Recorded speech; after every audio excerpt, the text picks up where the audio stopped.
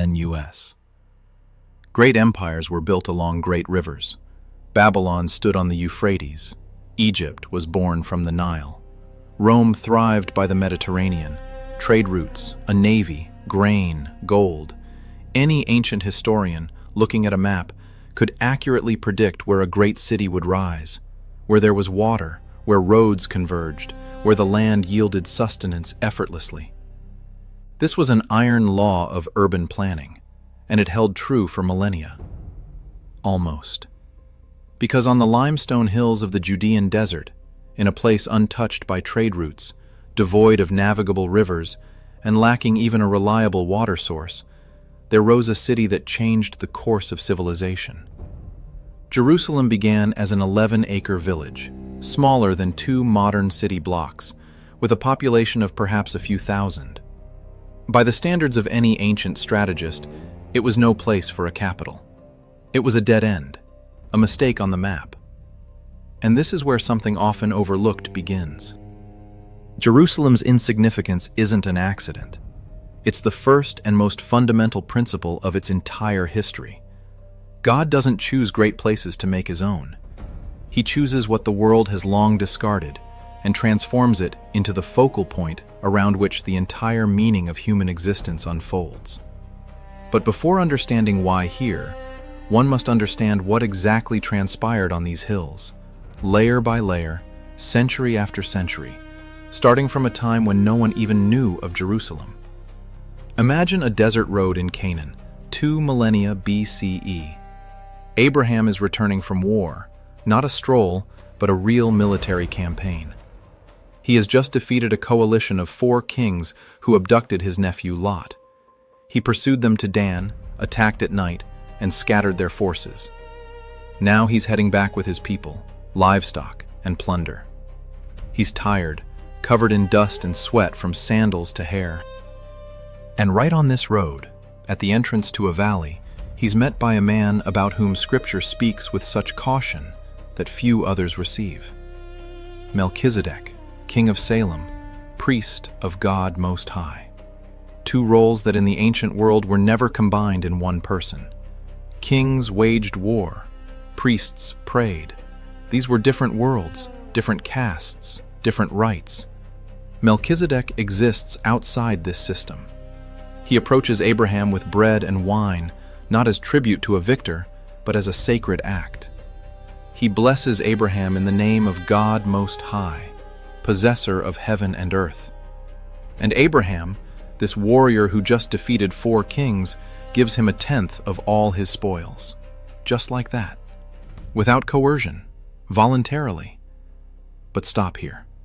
Where does this happen? Salem. And this is the very word that would later become part of the name Jerusalem. This is no coincidence. It's the first mark on the map, the first layer. In the place where the temple would later stand, even in Abraham's time, something existed, a sacred space, a point where power and holiness met in one person. And this is just the beginning. Because what happens next will permanently seal this hill in eternity. And this event is so profound that most people who know it still don't fully grasp what occurred. Several years later, night. Abraham is awake. God demands he sacrifice Isaac, his only son, the one through whom all future promises were made, descendants like the stars, a nation like the sand of the sea. Abraham rises early in the morning, without a word to his wife, saddles his donkey, takes 2 servants and Isaac, cuts wood, and sets out. 3 days of travel, 3 days in silence, with this knowledge within him. Imagine carrying that for 3 days, not an hour, not one night. 3 days looking at your son and knowing. On the 3rd day, Abraham sees the place from afar. He tells the servants to wait. He loads the wood onto Isaac, his son, carrying the wood for his own altar. And they walk together. Isaac notices something is missing and asks a question that must have torn Abraham apart. "Father, here are the fire and the wood, but where is the lamb for the burnt offering?" Abraham replies, God will provide for himself the lamb. This is a prophecy, spoken by a father who already knows his son is to be the lamb, and he continues to walk. On the mountain, he builds an altar, arranges the wood, binds Isaac, and places him on top. He raises the knife. At that moment, a voice from heaven. "Abraham! Abraham! Do not lay a hand on the boy." A ram is caught by its horns in a thicket, a substitute sacrifice. But this isn't the main revelation. The main revelation is the mountain itself. Abraham names the place, "The Lord will provide," in Hebrew, Yahweh Yireh. And it is on this very mountain, Mount Moriah, 1,000 years later, that Solomon's temple will stand. This is not a legend of coincidence. It is a plan written 1,000 years before its fulfillment, and this plan is just beginning to unfold. But before the temple stands, this land must be taken, and here's how that happened. 800 years after Abraham, the Israelite nation had already conquered most of Canaan. Cities fell one after another. Jericho, destroyed. Gezer, captured. Lachish, burned. But in the very heart of the Promised Land, on a high ground between the Kidron and Hinnom valleys, stood a city that yielded to no one, Jebus, the city of the Jebusites. And it had every reason to hold out. To the east, a cliff overlooking the Kidron Valley, an almost sheer drop dozens of meters high. To the west, another slope, almost as steep. To the south, the confluence of two ravines, making an assault suicidal. And beneath the city, right within the rock, flowed the Gihon spring, the only reliable water source in the area. The Jebusites could withstand a siege indefinitely. And they knew it. When David approached its walls, they didn't remain silent. They placed the blind and the lame on the walls and shouted down, "Even our cripples will defend us. You will not enter." It was a provocation. But David didn't take it as an insult. He took it as a challenge. He declared, "Whoever strikes a Jebusite first and enters the city will become commander-in-chief." And he proposed the only possible route, the tzinor, a vertical shaft in the rock leading to the Gihon spring from within. This was no mere well. It was a narrow stone tunnel, carved into the limestone, less than a meter in diameter, slippery with moisture, disappearing into darkness. At night, a detachment of Israelites began to ascend it from below, in complete darkness, without torches, because light would betray them prematurely. Their hands slipped on the wet stone. The climb was vertical. One slip, and it was all over. But they ascended. They opened the gates from within. Jerusalem fell without a direct assault on its walls. David named it the City of David. But he immediately understood that capturing a city and making it a capital were two different things. A political capital without a spiritual center was just another fortified hill. And David had an idea of a scale no one before him had dared to utter aloud. And this very idea nearly destroyed everything. The Ark of the Covenant had been in Kiriath Jearim for 20 years. 20 years, a symbol of God's presence, gathering dust in a simple Levite's house. David gathers 30,000 chosen warriors of Israel. This is not a religious procession. It's a military escort for a sacred object. The ark is loaded onto a new cart, pulled by oxen. Musicians play, the people rejoice, and then the oxen stumble. Uzzah, one of the sons of the ark's keeper, instinctively reaches out to prevent the ark from falling. He drops dead on the spot. David is terrified. He is angry, but it's the anger of a bewildered man who doesn't understand what happened. Then fear. How can he possibly bring the ark to Jerusalem if touching it kills? He turns the procession around and waits for 3 months. During these 3 months, he reads the Torah and discovers what he should have known from the start. The ark is to be carried only by Levites, only on their shoulders, only by special poles, no carts, no oxen, no pagan methods. The first attempt failed not due to bad intention. It failed due to the wrong method. and this is a difference David will remember for the rest of his life. The second procession looks different. Levites carry the ark on their shoulders. After every 6 steps, a sacrifice. A sacrifice. 6 steps. A sacrifice. 6 steps. It is slow. It is solemn. It is physically exhausting. And in this procession, David does something that shocks his court, his warriors, and especially his wife. He removes his royal robes. He dons a linen ephod, a simple, priestly garment. And he begins to dance before the ark with all his might, not to walk reverently, not to solemnly lead the procession, to leap, to whirl, to jump, in full view of all the people, of slaves and free, of warriors and women. His wife, Michal, watches from the window and feels shame. The king of Israel is leaping like the lowest commoner. She meets him at the gates with a cold smile. How the king of Israel honored himself today, exposing himself before the slave girls of his servants. David replies without embarrassment, "Before the Lord I will dance, before him who chose me. And if this seems undignified, I am willing to be even more humiliated in my own eyes." Michal died childless. This is not just a biographical detail. It is a judgment woven into the text. But the most difficult part of David's and Jerusalem's story would happen later. And when it did, this very place, this hill, this rock, would reveal its ultimate function. The function for which it had existed from the very beginning. Towards the end of his life, David, in a fit of pride, takes a census of his army. This sounds harmless. Military statistics, nothing special. But in the context of Israel, it meant something fundamentally different. Counting warriors meant replacing trust in God with trust in numbers. It meant saying, "My strength lies in these 800,000 swords, not in the one who is behind us." 9 months and 20 days.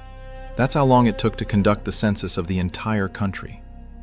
When the results were laid before David, he immediately felt he had done something irreparable. God gives him a choice of 3 punishments: 7 years of famine, 3 months of pursuit by enemies, or 3 days of plague. David chooses the plague. "Let us fall into the hand of the Lord, for his mercy is great, but let me not fall into the hand of man." 3 days. 70,000 people die in 3 days. 70,000. An entire nation within a nation. And the angel of death, with a drawn sword, moves towards Jerusalem. David sees the angel. In some translations it's described as a vision, in others as a literal reality perceived by the prophet. But the result is the same.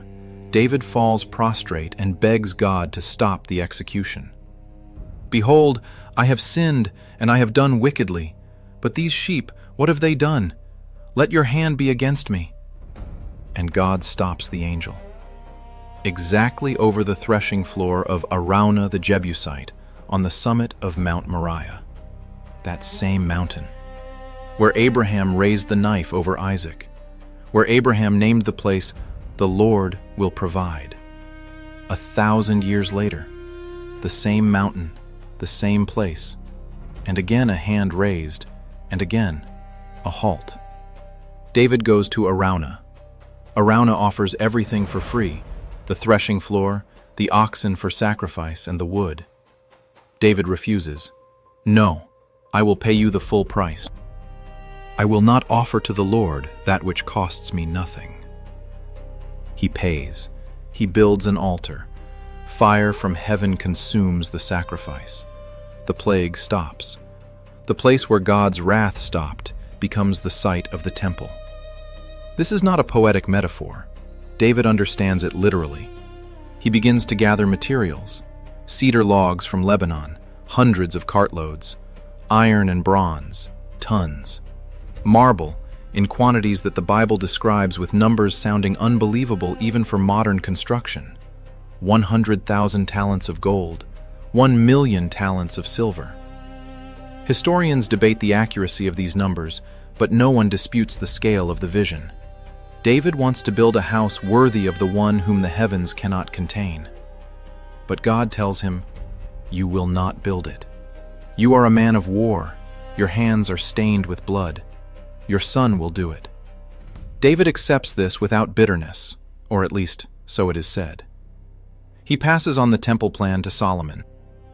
Not just an idea, an exact plan which, according to the Chronicles, was given to him by God through direct revelation.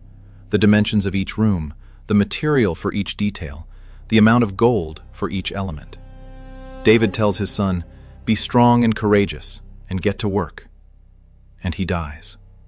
Solomon begins construction in the 4th year of his reign, in the month of Ziv, corresponding to April to May. 180,000 people work on the construction, 30,000 Israelites in shifts, 10,000 per month, cutting cedar in Lebanon, 70,000 carrying burdens, 80,000 quarrying stone in the mountains, and 3,300 overseers. This is not just temple building. It's an industrial operation of national scale. And here's a detail often overlooked. The construction site was absolutely silent. No sound of a hammer, no sound of an axe. All the stones were hewn beforehand, in the quarries, far from the mountain. Each block was delivered already finished, precisely fitted. The temple was assembled in silence, as if it wasn't being built, but simply appearing. 7 years of silence on a mountain that 1,000 years ago heard a voice from heaven. This was intentional. This was an act of worship in itself. When everything is ready, Solomon gathers all the elders of Israel, all the heads of the tribes, all the chiefs of the clans in Jerusalem. The Ark of the Covenant is solemnly brought into the Holy of Holies, the innermost chamber of the temple, a space 10 by 10 cubits, lined with pure gold. Cedar walls covered in gold, floor covered in gold, ceiling covered in gold. 2 cherubim of olive wood, 10 cubits high each, stand above the ark, extending their wings from wall to wall. Their wings meet above the ark like hands clasped in prayer. The priests withdraw from the Holy of Holies. And then what David spent his life gathering gold and cedar for happens. What Abraham walked silently for 3 days for. What Melchizedek, a millennium ago, came out with bread and wine to meet a tired warrior for. A cloud, a thick, heavy cloud, the Shekinah, the presence of God, begins to fill the temple. First, the Holy of Holies, then the entire temple. A cloud of such density, such weight, that the priests cannot enter the temple. Not that they don't want to, they cannot. Physically unable to stand where he now stands. Solomon comes out to the people and offers a prayer. This is not a ceremonial speech, it's a theological manifesto. He says, "Heaven and the heaven of heavens cannot contain you. How much less this house that I have built?" He directly acknowledges the impossibility of what just happened. God, whom the universe cannot contain, chose a spot 10 by 10 cubits on a limestone hill that 40 years ago was a pagan threshing floor. And he prays not only for Israel, he prays for foreigners. If a foreigner, who is not of your people Israel, comes and prays toward this temple, hear from heaven and do whatever the foreigner asks. The temple was conceived as a house of prayer for all nations, 1,000 years before Christ would utter these words. Solomon finishes his prayer, and fire falls from heaven. This is not a thunderstorm, not lightning. Fire descends from heaven and consumes the burnt offering right on the altar. The people see it, all at once. 50,000 people fall prostrate and bow down, faces pressed against the stone pavement of the court. For he is good, for his steadfast love endures forever. Then 14 days of celebration, 7 days for the dedication of the altar, and 7 days for the feast week itself. 14 days, 22,000 oxen, and 120,000 sheep sacrificed. Blood flows through the channels into the Kidron Valley. ENUS. Smoke rises above Mount Moriah, visible for tens of miles in every direction. This is the culmination. This is what the entire narrative was built for, but it's not the end of the story, because its true ending is different. And this ending shatters everything you thought you understood. Jerusalem will be destroyed, not just once. Babylon will arrive 3.5 centuries after Solomon and burn the temple to the ground. Gold will melt, stones will fall, the ark will vanish, and no one will ever see it again. Then the city will be rebuilt, and the Greeks will come, and the Romans will come, and the Crusaders will come, and they will come again. Jerusalem will be conquered and destroyed 37 times in 3,000 years. 37. No other city in human history has seen such a number of destructions and resurrections, and each time, again and again, people return to this very spot. Not to Babylon, which is now ruins in the Iraqi desert. Not to Carthage, which has become a suburb of Tunis, but to Jerusalem. Because something in this place does not disappear with its walls. Today, on Mount Moriah, stands a mosque. Precisely where the Holy of Holies stood, where David's altar stood, where Abraham raised his knife, there stands the dome of the rock. The rock is inside, that very rock. Jews pray at its western wall. Christians come to the Garden of Gethsemane at its foot. Muslims enter the mosque from above. 3 religions, comprising half of humanity, circle around one point on the map, a point that 4,000 years ago was just a rocky, waterless, roadless hill. But there's a detail almost never discussed. A detail that overturns the conventional view of this story, not from a religious, but from a historical and even engineering perspective. Warren's shaft. This is what modern archaeologists call the vertical tunnel through which David's men ascended into Jebus. It was explored by British officer Charles Warren in 1867. He descended into it with a torch and a rope and discovered that it was not just a well, it was a system. A horizontal tunnel carved into the rock at the level of the Gihon spring led to a 13-meter-deep vertical shaft. Through this shaft, the inhabitants of Jebus lowered buckets without leaving the city walls. During a siege, they could draw water indefinitely. Brilliant Bronze Age engineering. This is what made the city invincible, or seemed to, because that same shaft became a door for the enemy. The Jebusites defended the walls, not thinking about the well beneath their feet. History knows many such paradoxes. A fortress no one can take from the outside opens from within through a point no one considered vulnerable. This is not just a law of war. It is a universal law.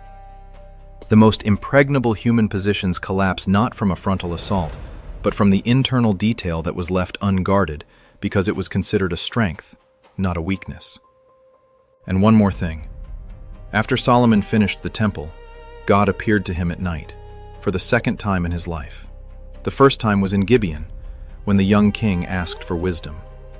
Now God says, "I have heard your prayer and have chosen this place for myself as a house of sacrifice." And then he adds something that turns the solemnity of the moment into an ultimatum. "If my people turn away from me and go after other gods, I will uproot them from my land, and this house, which I have consecrated by my name, I will cast out of my sight." The temple, filled with fire from heaven, just consecrated, still fresh from its dedication, already received the condition of its destruction. God did not simply accept the gift. He set the rules for its continuation. And these rules had a deadline. 3.5 centuries later, Nebuchadnezzar would enter Jerusalem, plunder the temple, carry away the ark, and no one would ever say where it was again. No army in history that searched for it later found a trace. The ark is not in Ethiopia, nor in Rome, nor in the Vatican, nor in the mountains of Judea. It disappeared as completely as fire disappears when there is no more fuel. Because the ark was not a relic, it was a sign of presence. And when the presence left, the sign vanished with it. This is the full meaning of Jerusalem's history. Not just a city with ancient stones, not just a religious symbol. It is 4,000 years of the same lesson, written in different inks on different generations. Greatness does not come where it is expected. It comes where the door is opened to it. And it stays exactly as long as that door is not slammed shut from the inside. The principle of Jerusalem is not outdated. The same God who chose 11 acres of bare limestone hills and turned them into a place that breaks history works by the same method today. He does not seek what is already great. He seeks what is ready.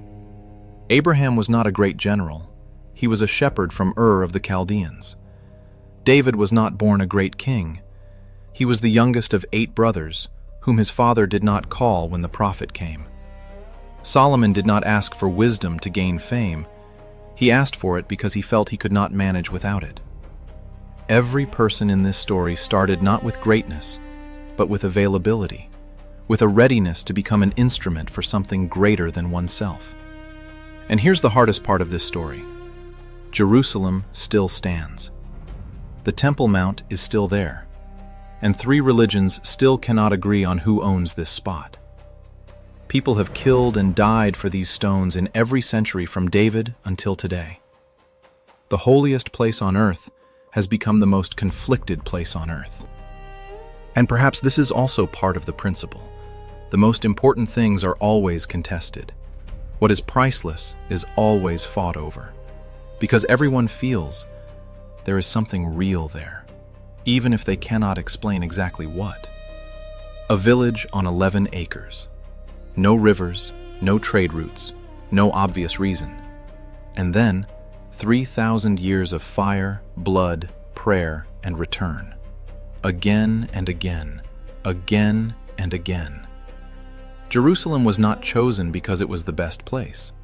It was chosen because the one who chose it saw something in it that no one else saw. And this, if you think about it, should change how you look at any place, any person, and any point in your life that you have long considered insignificant. Tell me in the comments, if God were building history through you, what insignificant place in your life has He already chosen? Or have you not noticed yet?